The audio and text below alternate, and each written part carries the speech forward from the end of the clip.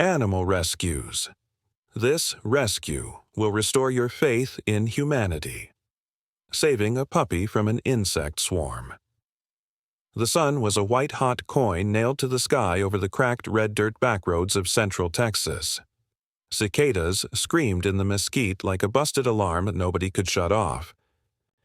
That was the first thing Mia noticed when she killed the engine of her beat-up Tacoma. Those cicadas, and the smell of something sweet rotting on the breeze. She'd been driving these county roads for 3 years with Lone Star Puppy Rescue, long enough to know the difference between roadkill and something still breathing. The second thing she noticed was the low, frantic hum rising from a drainage ditch half hidden by Johnson grass. Not cicadas. Insects. Thousands of them. Mia grabbed her go-bag, towels, saline, collapsible water bowl, the works, and jogged over. The swarm parted just enough for her to see a flash of matted fur the color of weak coffee. A puppy, maybe 6 weeks old, curled tight as a fist. Fire ants poured over him in a living carpet, biting, stinging, trying to claim new territory. Her stomach flipped. She'd seen bad, but this was a horror movie in broad daylight. "Hey, little man," she whispered, voice steady the way her mentor taught her. "Talk soft, move slower." The pup's eyes were swollen shut. Every twitch sent more ants airborne. She couldn't just scoop him. The colony would follow and finish the job in her truck. "Think, Mia." She yanked the cooler from the truck bed, dumped the half-melted ice, and filled it with the lukewarm bottled water she kept for herself. Not perfect, but it would break the ants' scent trail. She laid a beach towel over the cooler like a ramp, then eased the puppy, God, he was light, onto it. The second his body left the dirt, the swarm erupted, a red-black cloud that stung her forearms, her neck, the strip of skin between glove and sleeve. Mia hissed but didn't flinch. She slid the towel, puppy and all, into the cooler and slammed the lid. The ants inside would drown. The ones outside would lose the trail. She hoped. Back in the cab, AC blasting, she cracked the lid just enough to pour in a slow stream of saline across the pup's face and flanks. He whimpered. First sound he'd made.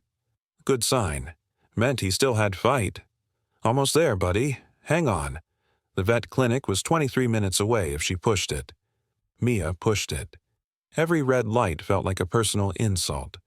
She kept. One hand on the cooler, feeling the tiny rise and fall of his chest through the plastic. At mile marker 14, the whimpering stopped. Mia's heart jackhammered. She flicked on hazards, pulled onto the shoulder, and popped the lid. The puppy lay limp, tongue lolling, covered in angry welts the size of dimes. Ants still crawled in his ears. No, no, no. She scooped him out, wrapped him in a clean towel, and pressed her lips to his nose. Shallow breath. Barely. She tilted his head, cleared the airway with a finger sweep, and started puppy CPR. 2 fingers on the sternum, 30 compressions, 2 rescue breaths. Repeat, repeat. Her own tears mixed with the saline dripping off his fur. "Come on, kid. You don't get to check out on my watch." A semi roared past, rocking the truck. Dust swirled through the open door. Mia didn't stop. On the 3rd round, the puppy coughed, a wet, raspy sound, and his ribs hitched under her palm. "That's it. Fight." She tucked him against her chest, skin to skin, and floored it the rest of the way. Dr. Patel met her at the door of Hill Country Vet, eyes widening at the sight.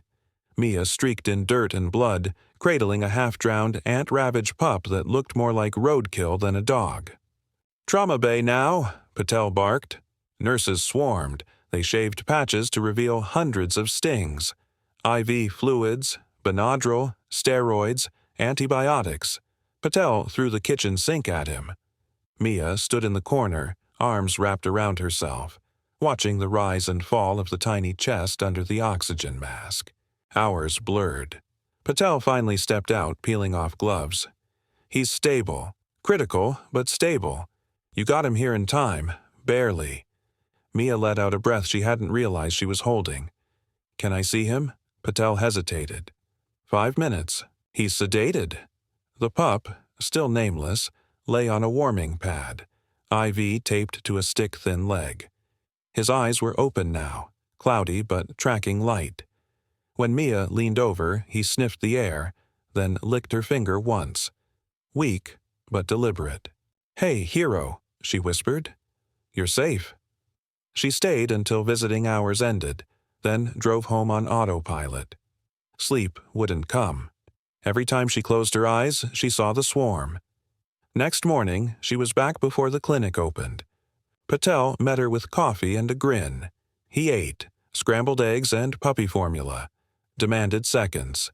Mia laughed, actually laughed, and it hurt her raw throat. Over the next 2 weeks, the pup transformed. The swelling went down. Fur grew back in soft tufts. He learned his legs worked, then that the world was full of squeaky toys and gentle hands. The clinic staff voted on names. Phoenix won by a landslide. Mia foster failed on day 10. She'd meant to be professional, but the first time Phoenix toddled across the lobby and flopped into her lap, snoring within seconds, the decision made itself. 6 months later, on a cooler Saturday with bluebonnets popping along the highway, Mia clipped a tiny service vest in training onto Phoenix and walked him into the same ditch where she'd found him. The ants were gone. Winter had seen to that. She set him down in the grass. Phoenix sniffed, tail wagging like a metronome on amphetamines. He looked up at Mia with those same cloudy eyes, now bright and clear, and barked once, sharp, certain, alive. Mia knelt, pressed her forehead to his. "You won, little man. You won." Somewhere down the road, another swarm waited, another puppy cried. Mia tightened the leash, stood tall, and headed toward the truck. Faith in humanity. Maybe it was never lost. Maybe it was just waiting in a ditch, covered in fire ants, daring someone to prove it still mattered.